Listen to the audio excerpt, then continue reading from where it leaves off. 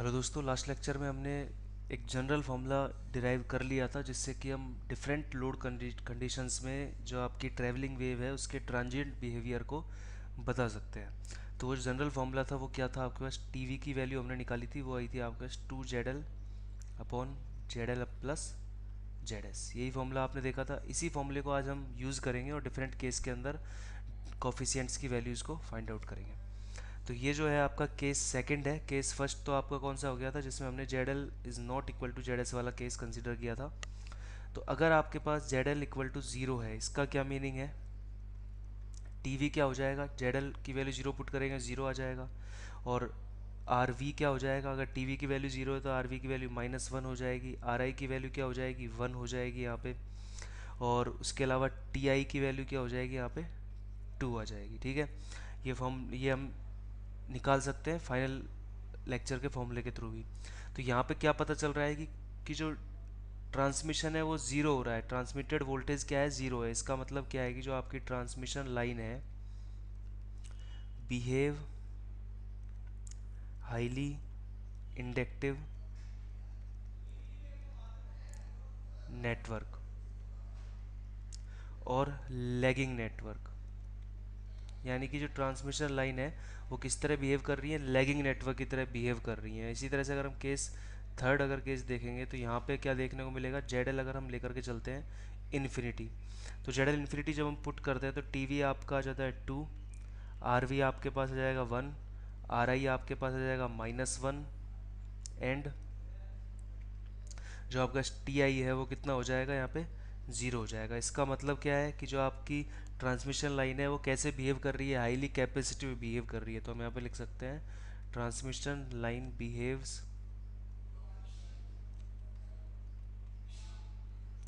Highly capacitive और leading network. तो इससे रिलेटेड क्वेश्चन आपके पास ऑब्जेक्टिव क्वेश्चन बन सकता है, ईएस एग्जाम में बन सकता है, जहाँ पे आपसे डायरेक्टली आपको टिक करना हो। तो ये सब आप निकाल सकते हो जनरल फॉर्मूले से।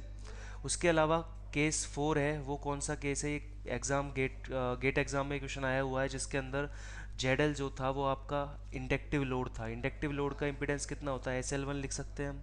तो ये जो सर्किट था वो किस तरह का बनेगा, ये आपके पास सपोज ZS है, ये लोड आपके पास इंडक्टिव है। तब पूछा गया था कि ट्रांसमिटेड वोल्टेज का बिहेवियर कैसा होगा। तो अब ये एज ए क्वेश्चन समझ लीजिए या फिर एज ए केस समझ लीजिए। तो मैं आपको दोनों केस बताऊंगा, जब आपका लोड इंडक्टिव हो और जब लोड आपका कैपेसिटिव हो तो क्या बिहेवियर आपके आंसर में आएगा। तो ये आई हो जाता है, ये आई डबल डैश हो जाता है, ये SL1 है जिसको हम लोड इम्पिडेंस बोल सकते हैं। यहाँ पे जो वोल्टेज आएगी ट्रांसमिटेड वोल्टेज ये होगी। ठीक है, तो यहाँ पे ट्रांसमिटेड वोल्टेज अगर हम निकालेंगे तो उसके लिए हमें पहले वोल्टेज का बिहेवियर पता होना चाहिए। तो वोल्टेज हम मान लेते हैं सपोज स्टेप वोल्टेज है, यानी कि DC नेचर की वोल्टेज है। तो जो क्वेश्चन पूछा गया था एग्जाम में वो भी इसी तरह का था कि वोल्टेज आपकी कैसी है, स्टेप वोल्टेज है। स्टेप बोल दीजिए या फिर आप DC नेचर की वोल्टेज बोल दीजिए। ठीक है, तो यहाँ पे क्या हो रहा था आपके, अगर आपको यहाँ पे B डबल डैश निकालना है तो कैसे निकालेंगे, 2 ZL, वही TV वाला फॉर्मूला लगेगा, ZL प्लस ZS, और उसको मल्टीप्लाई कर देंगे VS से। ठीक है, अब यहाँ पे V डबल डैश क्या आएगा आपके पास, 2L1S divided by L1S plus ZS। और ये क्या हो जाएगा, स्टेप का जब हम लाप्लास ट्रांसफर करेंगे तो क्या आएगा, V/S आ जाएगा। जब इसका इन्वर्स वापस से लाप्लास लोगे तो V double dash time domain में हमको वेव मिल जाएगी, कैसी आएगी, 2V e⁻⁻ZS अपॉन L1। तो इसका टाइम कांस्टेंट क्या हो गया यहाँ पे, ये तो नेटवर्क थ्योरी है, बेसिक नेटवर्क थ्योरी है। टाइम कांस्टेंट आपके पास आ जाएगा L1/ZS हो जाएगा। इस इक्वेशन को देख करके टाइम कांस्टेंट बता सकते हो आप। वहाँ पे आपके ZS क्या है, √L/C है। ठीक है, इसलिए मैंने यहाँ पे L1 लिखा है क्योंकि आप कंफ्यूज ना हो जाओ ZS वाले L से और लोड वाले L1 से। तो ये बिहेवियर कैसा हो रहा है, इसको अगर मैं एक करेक्टरिस्टिक इक्वेशन सॉरी कर्व के थ्रू अगर इसको दिखाना चाहूँ, यानी कि इसके बिहेवियर को अगर मैं एक वोल्टेज टाइम करेक्टरिस्टिक्स पे अगर ड्रॉ करता हूँ तो कैसा आएगा, एक्सपोनेंशियल है। पहले कितनी वोल्टेज है अगर आप देखोगे यहाँ पे तो क्या है, एक्सपोनेंशियली 2 वोल्टेज है और डिके कर रहा है। तो ये कैसा बिहेवियर बनेगा, वोल्टेज है वो क्या कर रही है, डिके कर रही है इस तरह से। तो जो ट्रांसमिटेड वोल्टेज होगी वो पहले कितनी होगी, 2 वोल्टेज होगी, डबल होगी किसका, सप्लाई वोल्टेज की। उसके बाद वो क्या करेगी, डिके कर जाएगी। तो ये इसका बिहेवियर आ गया। तो इसी के ऊपर जो है एग्जाम में क्वेश्चन पूछा गया था गेट एग्जाम में। तो वो आपको ऑप्शन इसी तरह के दिए हुए थे कि इनिशियली 2 वोल्टेज होगी और फाइनली 0 हो जाएगी। ठीक है। तो इसी तरह से अगर आपका लोड कैपेसिटिव होता तो वो केस भी हम देख लेते हैं। केस 5 क्या है, जेड आर आपका क्या है 1/S C1 है। यहाँ पे हमने C1 क्यों इंडिकेट किया है, जिससे कि जो सर्ज इम्पिडेंस वाला √L/C है वो यहाँ पे कन्फ्यूजन ना हो। तो V डबल डैश S कैसे निकलेगा यहाँ पे, वही सेम फार्मूला 2ZL/ZL + ZS और VS यही होगा। यहाँ पे हम इनकी वैल्यूज पुट करेंगे तो क्या आएगा, 2 × 1/C1S divided by 1/C1S + ZS, और इसको हम मल्टीप्लाई कर देंगे किससे, V/S से। तो यहाँ पे V डबल डैश T आपके पास क्या आ जाएगा, ये आ जाएगा 2 volt 1 - e⁻t/L1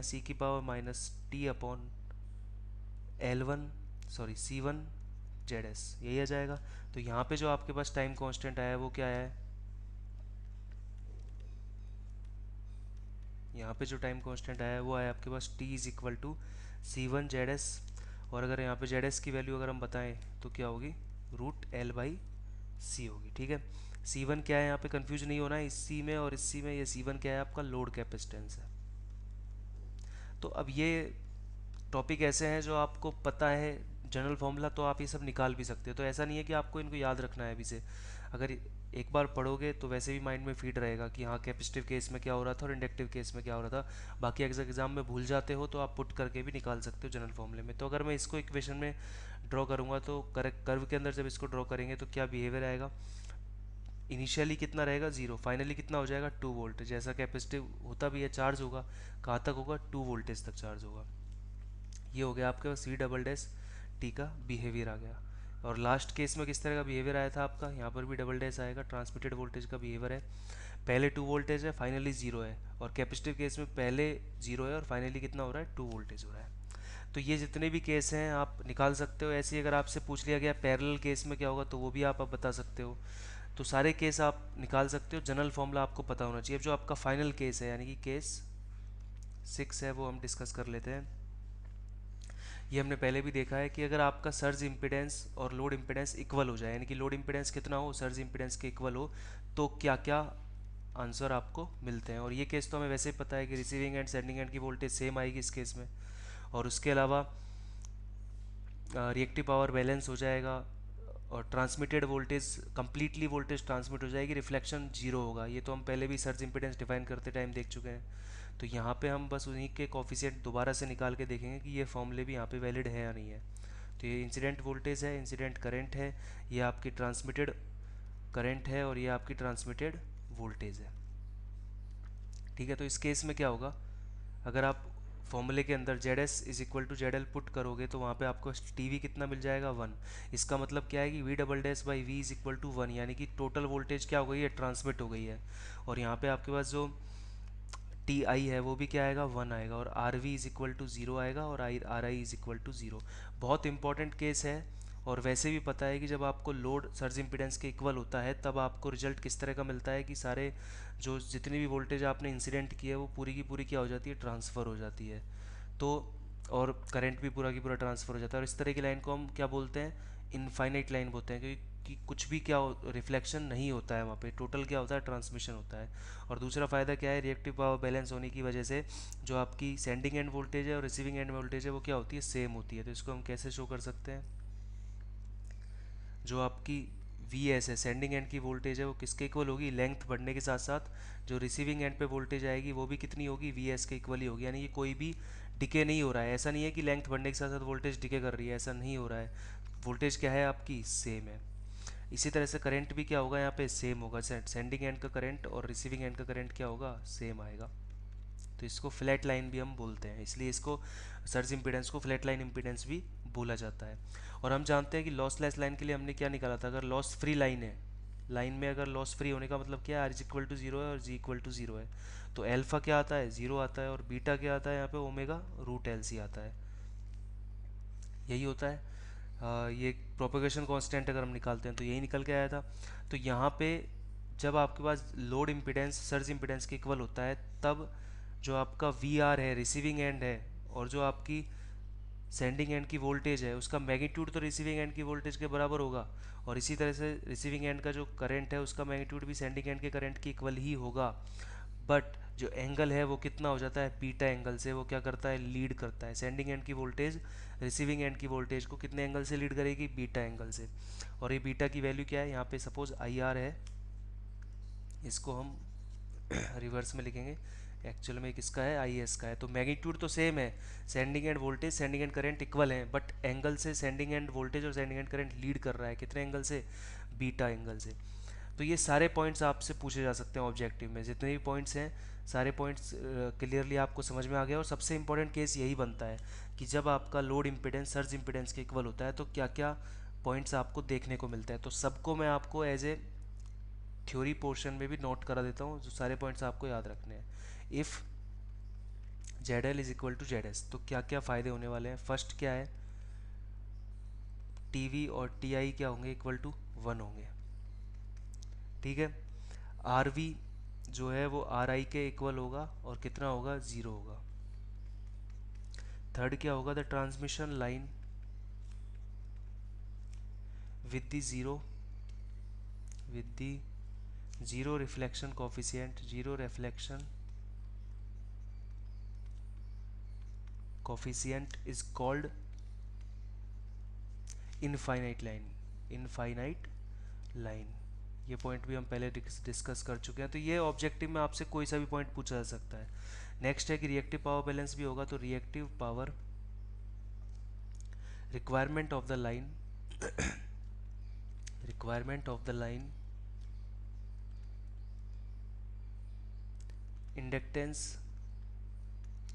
is compensated by, यानी कि इंडक्टेंस को जितनी रिएक्टिव पावर की रिक्वायरमेंट होगी वो कौन पूरी करेगा, कैपेसिटेंस पूरी करेगा, तभी तो रिएक्टिव पावर बैलेंस होगा। और इसी कंडीशन से तो हमने सर्ज इम्पिडेंस की वैल्यू निकाली थी। तो reactive power requirement of the line inductance is compensated by the line capacitance, by the line capacitance, ठीक है। उसके अलावा क्या पॉइंट है यहाँ पे,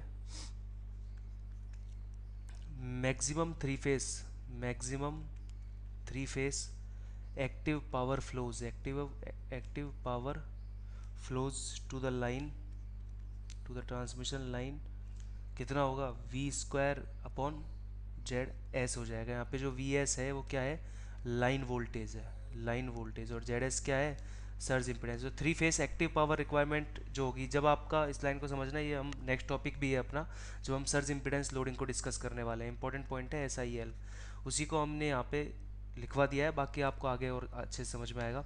ये पॉइंट ये बता रहा है कि आप जिसका जब लोड है सर्ज इम्पिडेंस के इक्वल होगा, एट दैट टाइम जो three phase active power transmitted होगी वो मैक्सिमम होगी, और कितनी होगी, we S square upon Z S होगी, ठीक है। ये फॉर्मूला भी आपको समझ में आ जाएगा कैसे आया है। तो पहले हम और पॉइंट्स लिख लेते हैं, फिर हम इस पॉइंट को अगेन डिस्कस करेंगे। और क्या पॉइंट्स है, वी एस जो है आपका लीड कर रहा है किसको, वी आर को, कितने एंगल से, बीटा एंगल से। इसी तरह से जो है आई एस भी लीड कर रहा है किसको, आई आर को, कितने एंगल से, बीटा एंगल से। बीटा की वैल्यू क्या है, omega root L C.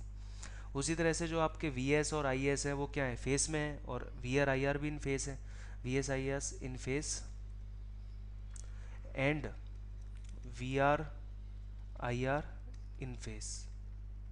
Sending end voltage, sending end current भी आपस में फेस में है, और sending end receiving end voltage और रिसीविंग एंड करंट भी आपस में क्या है, फेस में है। तो कुल मिलाकर क्या बोल सकते हैं, ट्रांसमिशन जो लाइन है आपकी वो कैसे बिहेव कर रही है, behave, transmission line behave as unity power factor load, as unity power factor network. तो यहाँ पे एक लास्ट पॉइंट आ जाता है कि अगर वी आर और वी एस इक्वल होंगी, यानी कि because of V R is equal to V S, uniform insulation, uniform insulation can maintain between input and output, between input and output। क्योंकि यूनिफॉर्म इंसुलेशन कैसे मेंटेन हो सकता है, क्योंकि दोनों इलेक्ट्रिकली इक्वलेंट है, दोनों सेंडिंग एंड भी और रिसीविंग एंड दोनों ही कैसे हैं, इलेक्ट्रिकली इक्वलेंट है। तो आप ये भी यहाँ पे लिख सकते हो, because sending end receiving end are electrical equivalent.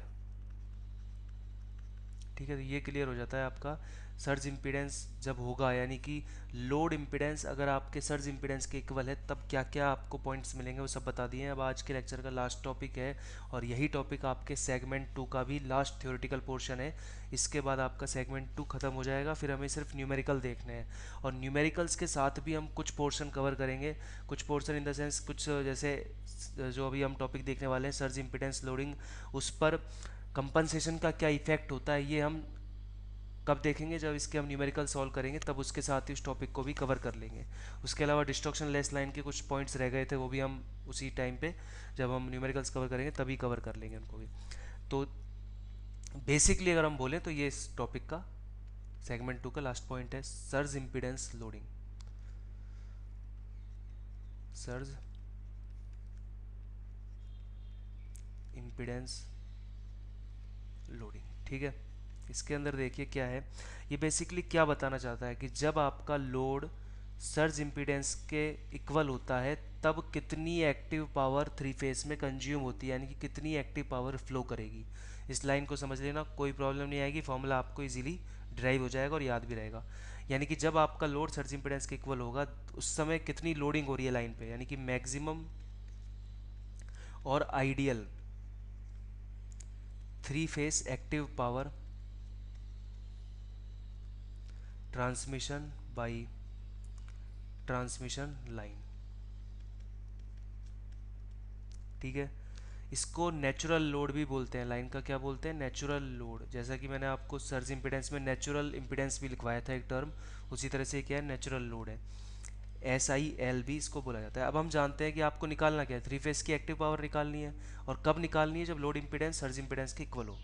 तो आपका फॉर्मूला क्या होता है, बेसिक एक्टिव पावर का फॉर्मूला क्या है अगर थ्री फेस में, तो 3 VPH IPH कॉस फाई। ठीक है, अब हमें पता है कि जब सर्ज इम्पीडेंस लोडिंग होगी तब जो लोड है वो कैसा होगा, रेजिस्टिव होगा, और रेजिस्टिव की वैल्यू क्या होगी, √L/C होगी, या फिर आप करेक्टरिस्टिक इम्पीडेंस के इक्वल बता दीजिए। तो उस समय उस दौरान क्या बात समझ में आती है कि कॉस फाई क्या हो जाएगा, यूनिटी पावर फैक्टर हो जाएगा, अभी मैंने पॉइंट में भी लिखवाया है 1 हो जाएगा। तो जो आपकी SIL लोडिंग है वो कितनी होगी यहाँ पे, फिर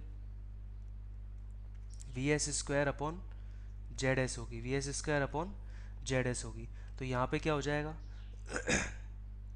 इसको हम पहले ड्राइव ही कर लेते हैं, आपको डायरेक्ट फॉर्मूला नहीं बताने की जगह हम एक बार ड्राइव कर लेते हैं इस फॉर्मूले को कैसे आया है। कॉस फाई जब 1 होगा तो आपका आंसर क्या होगा, 3 VPH और IPH।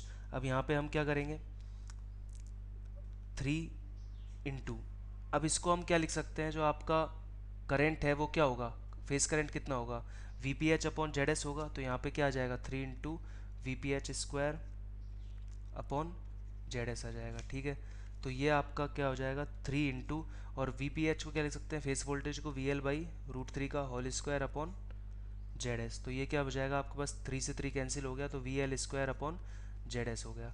तो SIL लोडिंग किसे बोलते हैं, कैसे निकालोगे, VL² अपॉन ZS से निकाल लोगे।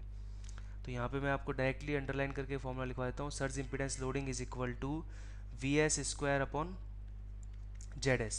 यहाँ पर ZS की वैल्यू आपको पहले से पता है तो इसका फॉर्मूला ये भी बन सकता है, √L/C से डिवाइड करेंगे तो √C/L आएगा। यहाँ पे जो VS है वो क्या है, लाइन वोल्टेज है, सबसे बड़ी गलती यहीं पे होती है।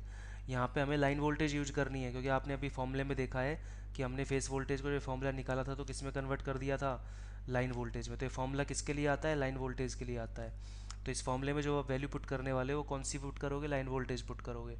और L और C क्या है यहाँ पे, ये आपके पर फेस वैल्यूज़ हैं, पर फेस और पर यूनिट डिस्टेंस वाली वैल्यूज़ हैं। ठीक है, L और C लाइन की वैल्यूज़ है, लाइन का कैपेसिटेंस और लाइन का इंडक्टेंस।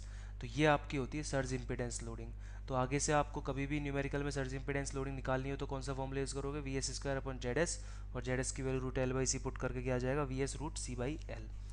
इसको क्या क्या बोलते हैं, किस तरह से पूछ सकता है एग्जाम में, या तो पूछेगा आपसे मैक्सिमम या फिर पूछेगा ideal three phase active power, यानी या फिर क्या पूछ सकता है, सर्ज इम्पीडेंस लोडिंग आपसे पूछ सकता है, या फिर आपसे पूछ सकता है नेचुरल लोड। ठीक है, इसकी फिर फॉर्म में आप लिख सकते हो सर्ज इम्पीडेंस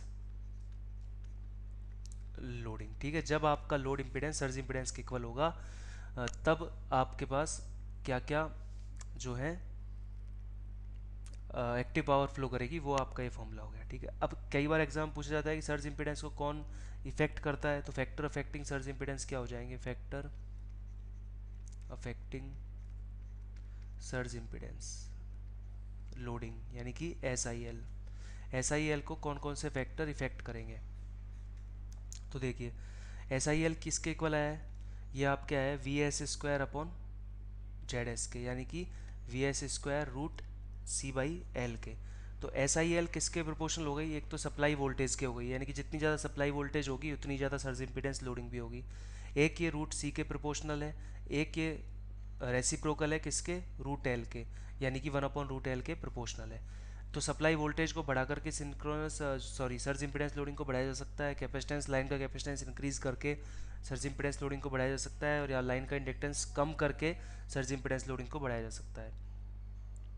ठीक है, तो ये है factor affecting surge impedance loading. और ये आपके हम कब देखेंगे, जब हम न्यूमेरिकल सॉल्व करेंगे। तो एक कंपनसेशन का एक न्यूमेरिकल आया हुआ है गेट में, जहाँ पे लाइन कंपनसेशन से सर्ज इम्पीडेंस लोडिंग पे क्या इफेक्ट होता है, तो वो सब आपके वहाँ पर इन्हीं जो इक्वेशन है उसके अकॉर्डिंग ही वहाँ पर फाइंड आउट किए जाते हैं। तो आपको ये टॉपिक वहाँ पे और अच्छे से कवर हो जाएगा। ठीक है, तो मैं एक पॉइंट यहाँ पे लिख सकता हूँ कि जब सिंक्रोनस इम्पीडेंस लोडिंग होती है तब क्या होता है, जेड एल जेड एस के इक्वल होता है, और हम ये बोल सकते हैं कि वहाँ पर नेचुरल रिएक्टिव पावर बैलेंस होगा। क्या होगा, नेचुरल रिएक्टिव पावर बैलेंस होगा। उसके अलावा इस टॉपिक का जो लास्ट पॉइंट है वो है आपका कि जब भी लाइन को अगर हम एस आई एल लोडिंग से ज़्यादा लोडेड कर देंगे तो लाइन कैसे बिहेव करती है, संट रिएक्टर की तरह बिहेव करेगी।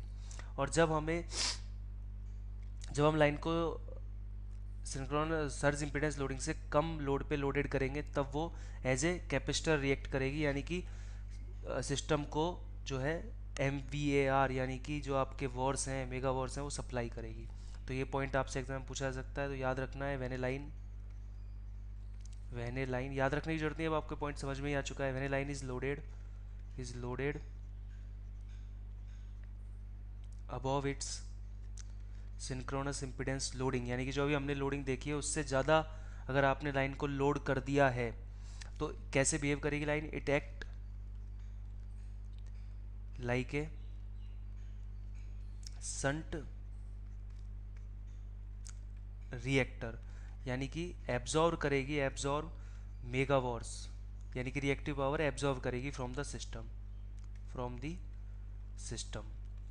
And when A line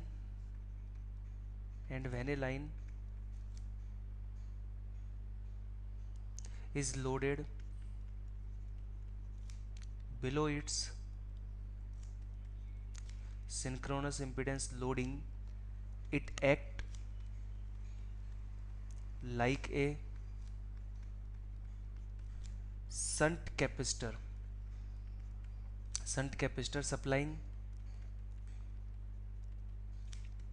megawatts to the system।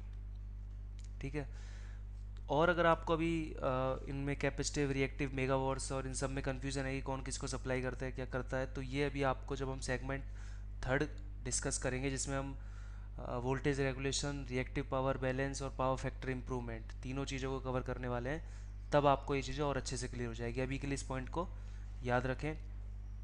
ये आपका कंप्लीट हो जाता है सेगमेंट 2 का थ्योरी पोर्शन। नेक्स्ट लेक्चर से हम इसके प्रीवियस एग्जाम्स के जो क्वेश्चन है गेट और ईएस के, वो क्वेश्चंस यहाँ पर देखने वाले हैं। So thank you.